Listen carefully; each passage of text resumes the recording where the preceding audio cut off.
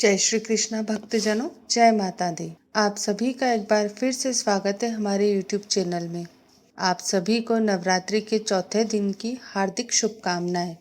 आज हम सुनेंगे माँ कुष्मांडा की व्रत की कथा। कथा आरंभ करने से पहले आप सभी से निवेदन है कि कथा के अंत तक हमारे साथ जरूर बने रहिएगा और अगर आपने अभी तक हमारे चैनल को सब्सक्राइब नहीं किया है तो इसे सब्सक्राइब जरूर कर लीजिए। तो आइए हम माँ कुष्मांडा की व्रत की कथा का आरंभ करते हैं। नवरात्रि के चौथे दिन माँ कुष्मांडा की पूजा की जाती है। माता का प्रारंभिक स्वरूप आदि शक्ति के रूप में मान्यता प्राप्त है। माँ कुष्मांडा की व्रत कथा इस प्रकार है। सनातन शास्त्रों में वर्णित है कि प्राचीन काल में त्रिदेव ने सृष्टि की रचना करने का संकल्प लिया। उस समय संपूर्ण ब्रह्मांड में घना अंधकार व्याप्त था। समस्त सृष्टि एकदम शांत थी। ना कोई संगीत था, ना कोई ध्वनि, केवल एक गहरा सन्नाटा था।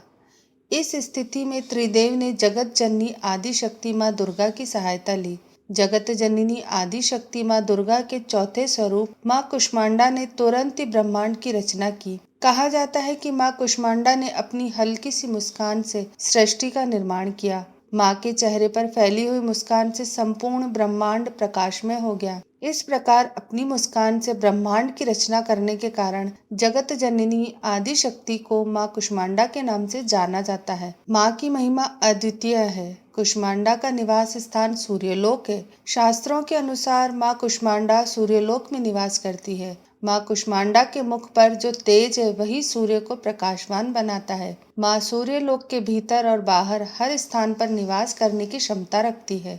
माँ के मुख पर एक तेजमय आभा प्रकट होती है जिससे समस्त जगत का कल्याण होता है। उन्होंने सूर्य के समान कांतिमय तेज का आवरण धारण किया हुआ है।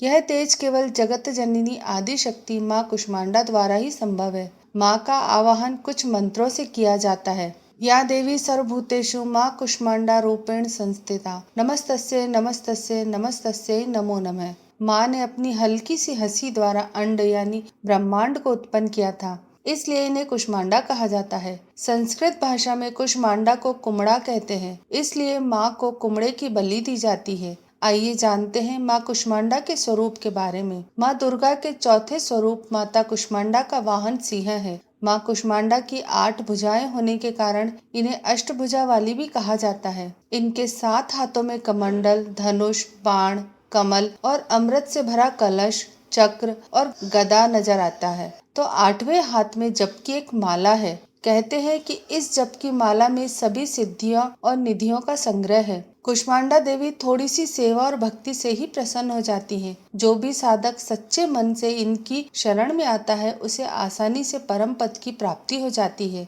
आइए जानते हैं माँ कुष्मांडा की पूजन विधि।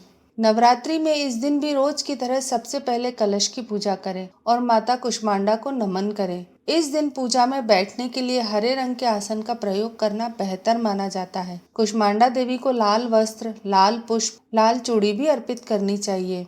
माँ कुष्मांडा से आशीर्वाद लें और अपने स्वजनों का स्वास्थ्य अच्छा रहे इसका निवेदन करें।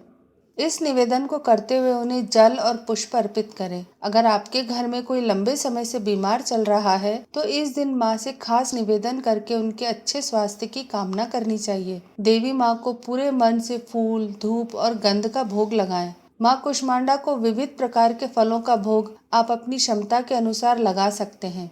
देवी कुष्मांडा योग और ध्यान की देवी भी हैं। देवी का यह स्वरूप अन्नपूर्णा का भी है। यह देवी उदग्नि को भी शांत करती है, यानी हमारी भूख को भी शांत करती है। देवी का मानसिक जाप करना चाहिए। देवी कवच को 5 बार पढ़ना चाहिए। माता कुष्मांडा के दिव्य रूप को मालपुए का भोग लगाकर किसी भी दुर्गा मंदिर में ब्राह्मणों को इसका प्रसाद देना चाहिए।